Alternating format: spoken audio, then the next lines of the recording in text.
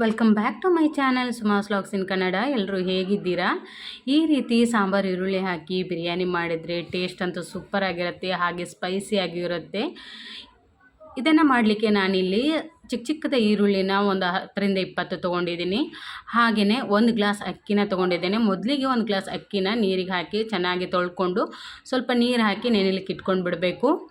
ಅಕ್ಕಿ ನೆನೆಯೋಷ್ಟರಲ್ಲಿ ಈ ಸೈಡಿಗೆ ಒಗ್ಗರಣೆನೂ ರೆಡಿ ಮಾಡ್ಕೊಂಡು ಬಿಡೋಣ.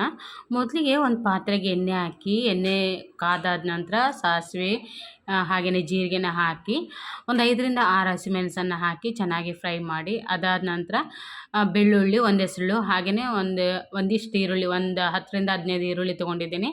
ಅದನ್ನು ಹಾಕಿ ಟೊಮೆಟೊನೂ ಹಾಕಿ ಚೆನ್ನಾಗಿ ಫ್ರೈ ಮಾಡಿ, ಈರುಳ್ಳಿ ಚೆನ್ನಾಗಿ ಫ್ರೈ ಆಗಬೇಕು.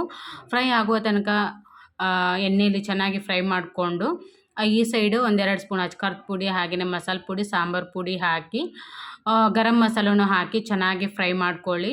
ರುಚಿಗೆ ತಕ್ಕಷ್ಟು ಉಪ್ಪನ್ನು ಕೂಡ ಸೇರಿಸ್ಕೊಂಡು 1 ಲೋಟ ಅಕ್ಕಿಗೆ 2 ಲೋಟ ನೀರನ್ನು ಹಾಕ್ಕೊಂಡು ಚೆನ್ನಾಗಿ ನೀರು ಕುದೀಲಿ. ನೀರು ಕುದಿಯೋಷ್ಟರಲ್ಲಿ ಈ ಸೈಡ್ ಚಿಕ್ಕದಾಗಿ ಕಟ್ ಮಾಡ್ಕೊಂಡಿರುವಂಥ ಕೊತ್ತಂಬರಿನೋ ಸೊಪ್ಪನ್ನು ಕೂಡ ಹಾಕ್ಕೊಂಡು ಹಾಗೆಯೇ ಅಕ್ಕಿನೂ ಸೇರಿಸ್ಕೊಂಡು ಚೆನ್ನಾಗಿ ಬೇಯಿಸ್ಕೊಳ್ಳಿ.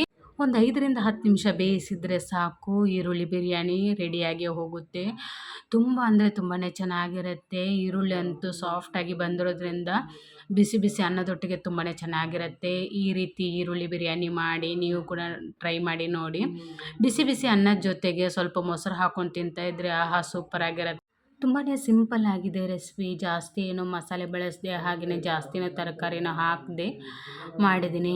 ಇದನ್ನು ಲಂಚ್ ಟೈಮಿಗೂ ತಿನ್ಬೋದು, ಹಾಗೆಯೇ ಬೆಳಗ್ಗೆ ಬ್ರೇಕ್ಫಾಸ್ಟಿಗೂ ತಿನ್ಬೋದು. ತುಂಬ ಅಂದರೆ ತುಂಬಾ ಚೆನ್ನಾಗಿರುತ್ತೆ.